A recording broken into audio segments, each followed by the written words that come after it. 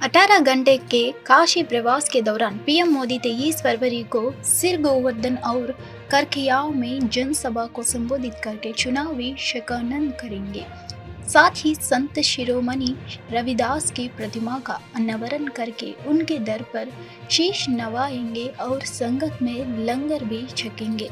अयोध्या में रामलला की प्राण प्रतिष्ठा के ठीक एक महीने बाद काशी वासियों को सौगात देने के लिए प्रधानमंत्री नरेंद्र मोदी आज रात वाराणसी पहुंचेंगे।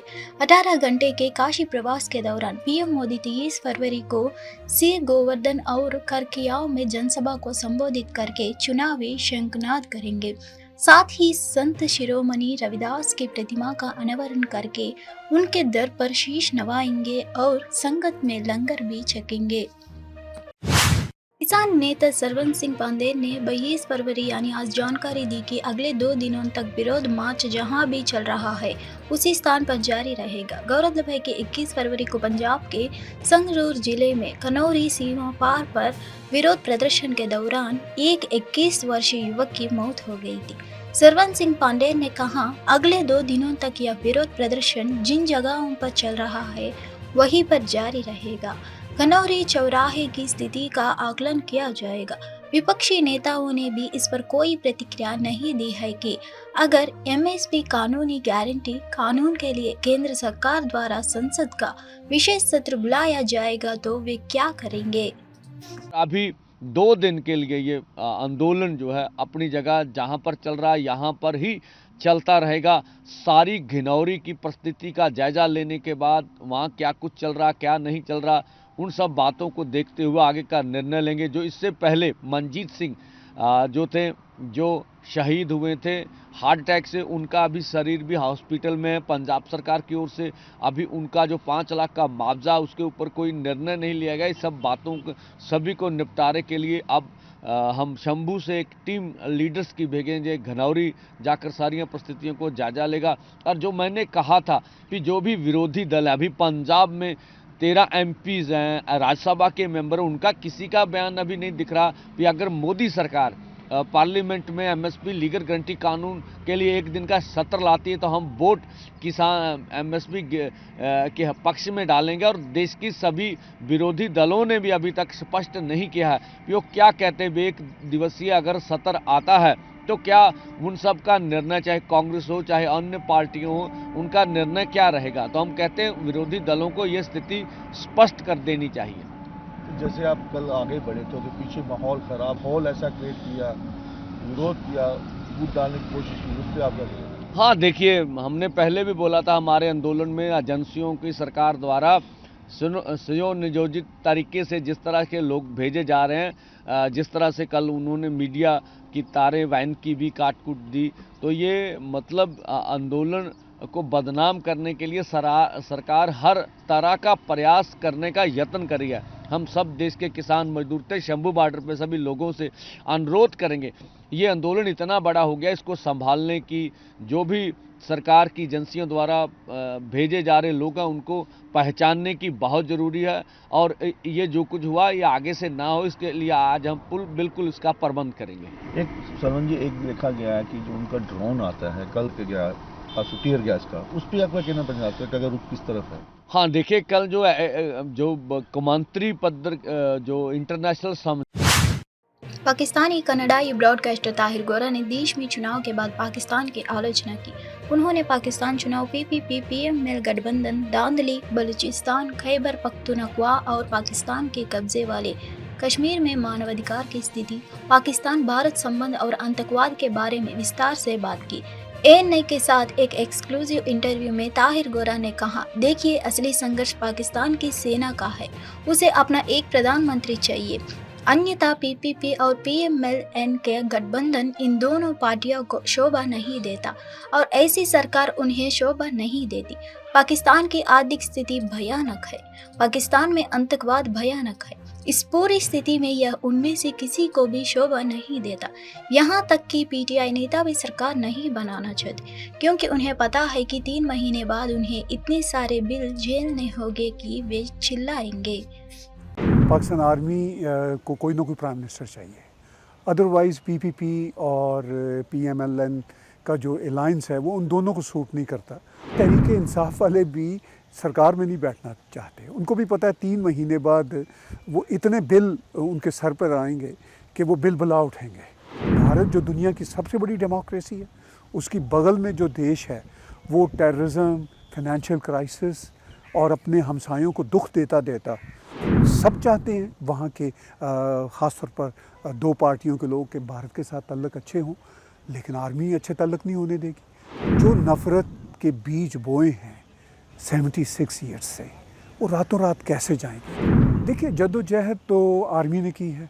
पाकिस्तान आर्मी को कोई ना कोई प्राइम मिनिस्टर चाहिए, अदरवाइज़ पीपीपी और पीएमएलएन का जो अलायंस है वो उन दोनों को सूट नहीं करता और उनको सरकार भी सूट नहीं करती। पाकिस्तान की जो इकोनॉमिक सिचुएशन है विच इज़ टेरेबल, जो पाकिस्तान में टेररिज्म हो रहा है विच इज़ टेरेबल, तो इस सारी सिचुएशन में सूट तो किसी को नहीं करता। इवन तहरीक इंसाफ वाले भी सरकार में नहीं बैठना चाहते। उनको भी पता है 3 महीने बाद वो इतने बिल उनके सर पर आएंगे कि वो बिल बुला उठेंगे। दुख होता है कि भारत जो दुनिया की सबसे बड़ी डेमोक्रेसी है, उसकी बगल में जो देश है वो टेररिज्म, फाइनेंशियल क्राइसिस और अपने हमसायों को दुख देता देता आज इस स्टेज पे आया है कि ना सिर्फ दिवालिया होने वाला है बल्कि उसकी डेमोक्रेसी का भी दिवालिया हो चुका है।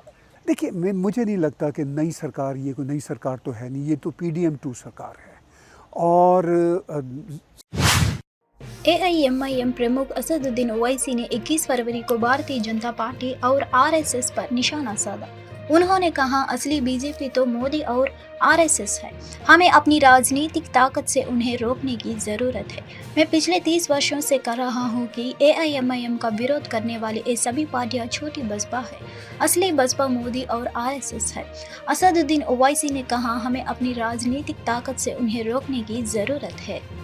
तमाम देखने वालों से ये अपील है कि हैदराबाद की पार्लियामेंट की सीट आपकी पहचान है, आपकी ताकत है, और आप देख रहे हैं कि पार्लियामेंट हो या पार्लियामेंट के बाहर हो या मुल्क में कोई मसला हो, मजलिस इत्तेहादुल मुस्लिमीन आपके मसाइल को उठाती है, बिला लिहाज मज़हब मिल्लत मजलिस अवाम की खिदमत करती आई है।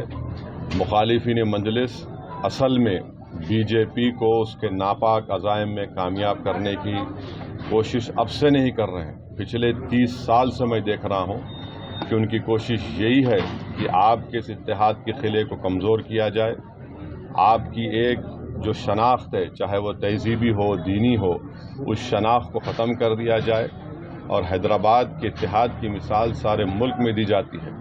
तो इन ताकतों से हमको बाखबर भी रहना है और जैसा हमेशा हमने मिलकर इन तमाम लोगों को या तंजीमों को जो हमारे इत्तेहाद के दुश्मन है, जो बीजेपी के एजेंडे को हैदराबाद की पार्लियामेंट के हलक़े में लागू करना चाहते हैं, इनको हमने शिकस्त दी है और इंशाअल्लाह ताला अल्लाह सुब्हाना व तआला हमको नुसरत देगा, अल्लाह हमको कामयाब करेगा। मेरी आपसे अपील है कि अपने इत्तेहाद को और मजबूत रखिए। पार्लियामेंट के इलेक्शन में, हिंदुस्तान की पार्लियामेंट में आपकी एक बेबाक आवाज़ है, उस आवाज़ को आपको और हमको मिलकर कामयाब करना है।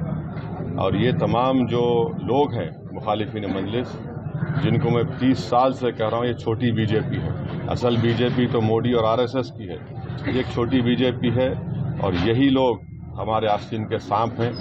इनको हमको और आपको अपने इत्तेहाद से और अपनी सियासी ताकत से और अपने मरकज़ सियासी को मजबूत करके रोकना है।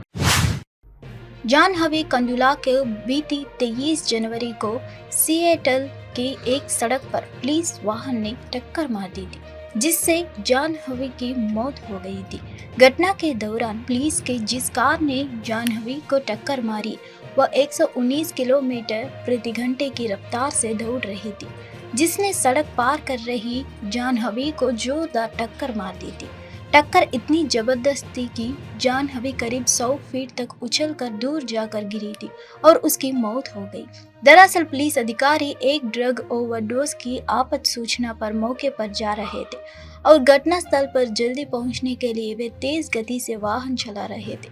इसी दौरान सड़क पार कर रही जानहवी कार के सामने आ गई और कार की गति तेज होने की वजह से जानहवी को बचने का समय ही नहीं मिला और टक्कर हो गई।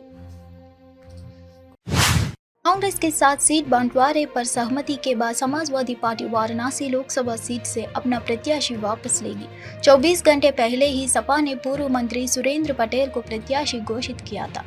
अब सीट कांग्रेस के पास चली गई है। इससे सपा के खेमे में मायूसी है। सुरेंद्र पटेल की चुनावी तैयार भी धरी रह गई। वो बुधवार की सुबह से ही कार्यकर्ताओं से संवाद करने लगे थे। राजनीति के जानकारों का कहना है कि वाराणसी से प्रत्याशी के नाम के ऐलान के साथ ही यूपी की सियासत बदली है। दबाव में आई कांग्रेस ने 17 सीट पर चुनाव लड़ने के पुराने फॉर्मूले पर ही समझौता कर लिया है। कर्नाटक विधानसभा में बुधवार को कर्नाटक हिंदू धार्मिक संस्थान और धर्मार्थ बंदोबस्ती विधेयक 2024 के पारित हो गया। इस विधेयक में हिंदू मंदिरों के राजस्व पर 10% टैक्स लगाने का प्रावधान किया गया है। इस पर भाजपा ने कांग्रेस सरकार पर तीखा हमला बोला है और कांग्रेस सरकार को हिंदू विरोधी बताया है। कर्नाटक भाजपा ने सरकार को बताया गरीब। कर्नाटक भाजपा के अध्यक्ष विजयेंद्र येदियुरप्पा ने सरकार से इस विधेयक पर तीखा हमला बोला और आरोप लगाया कि कांग्रेस सरकार हिंदू मंदिरों के पैसों से अपना खाली खजाना भरना चाहती थी। विजयेंद्र येदियुरप्पा ने कहा, कांग्रेस सरकार राज्य में लगातार हिंदू विरोधी नीतियां अपना रही है और अब उनकी नज़र हिंदू मंदिरों पर है। सरकार ने कर्नाटक हिंदू धार्मिक संस्थान और धर्मार्थ बंदोबस्ती विधेयक 2024 अपने खाली खजानों को भरने के लिए पारित किया है। पश्चिम बंगाल के संदेशखाली की घटना सामने आने के बाद से ही तमाम विपक्षी दल ममता सरकार के खिलाफ लामबंद हो गया है। जहां एक तरफ सत्ता पक्ष भाजपा पर प्रदेश में माहौल खराब करने का आरोप लगा रहे हैं, वहीं तमाम विपक्षी दल राज्य में कानून व्यवस्था के ध्वस्त होने की बात कह रहे हैं। पश्चिम बंगाल की पूरी सियासत संदेशखाली के इर्द गिर्द भटक रही है। संदेशखाली सियासी जंग का मैदान बना हुआ है। अब मामले की तह तक जाने के लिए राष्ट्रीय अनुसूचित जनजाति आयोग की एक टीम भी संदेशखाली के लिए रवाना हुई है। संदेशखाली जाने से पहले राष्ट्रीय अनुसूचित जनजाति आयोग के उपाध्यक्ष अनंत नायक ने कहा, आयोग को संदेशखाली गांव से शिकायत मिली है, हम उसी संदर्भ में वहां जा रहे हैं। यह आयोग का नियम है कि हम पुलिस महानिदेशक और मुख्य सचिव से रिपोर्ट मांगते हैं। हमने उन्हें 3 दिन का समय दिया है। हम शिकायत के आधार पर जमीनी हकीकत देखने जा रहे हैं। हम शिकायतकर्ता से मिलने जा रहे हैं।